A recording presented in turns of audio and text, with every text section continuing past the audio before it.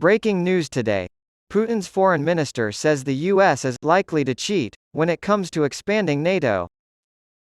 The Russian foreign minister boasted, the United States can cheat at any moment, while a senior American diplomat warned that NATO must remain vigilant against Vladimir Putin's possible use of tactical nuclear weapons. The foreign minister of the Kremlin, Sergei Lavrov, claimed that the expansion of NATO to the east had exposed Russia to American double standards. Analysts say there was never any formal agreement, despite the Kremlin's frequent claims that it received assurances that NATO would not move its border closer to Russia. Mr. Lavrov, speaking at a press conference after talks in Venezuela, said, "I want to emphasize that everyone knows very well that the United States can cheat at any moment, and much more often they cheat than keep their own promises."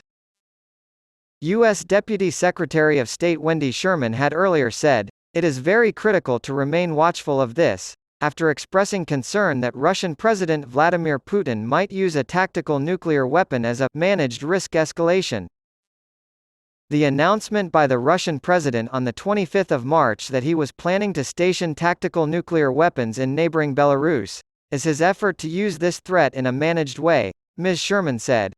The Pentagon announced on Wednesday that the United States would be sending Ukraine an additional $325 million in military aid, including an enormous amount of artillery rounds and ammunition, in preparation for the upcoming launch of the spring offensive against Russian forces.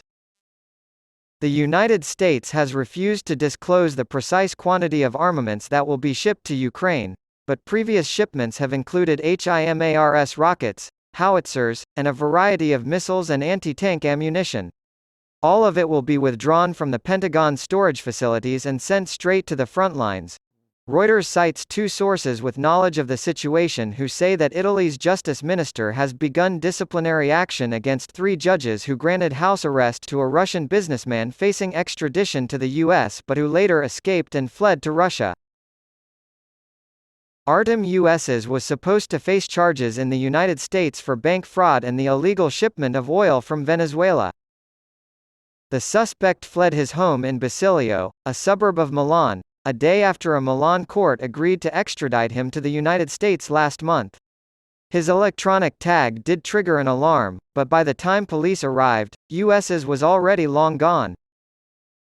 According to the sources, Italian Minister Carlo Nordio called the judges on the Milan appeals court out for gross and inexcusable negligence when they granted the suspect house arrest in November despite objections from the Prosecutor General's office.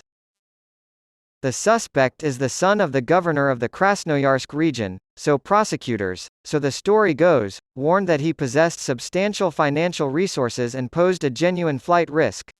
Flowers and athletic shoes decorate the entrance to Kyiv's Angels of Sports exhibit, which honors Ukrainian athletes who lost their lives when Russia invaded the country. UK. Government officials said on Wednesday that not enough is being done to prevent Russian hackers from attempting to disrupt or destroy Britain's critical infrastructure. British critical infrastructure operators were warned by the National Cybersecurity Centre to beef up their security measures after receiving an official threat notice. Centre head Lindy Cameron said, "I don't think we are yet doing enough to protect our infrastructure from the cyber threats emerging from groups aligned with Russia."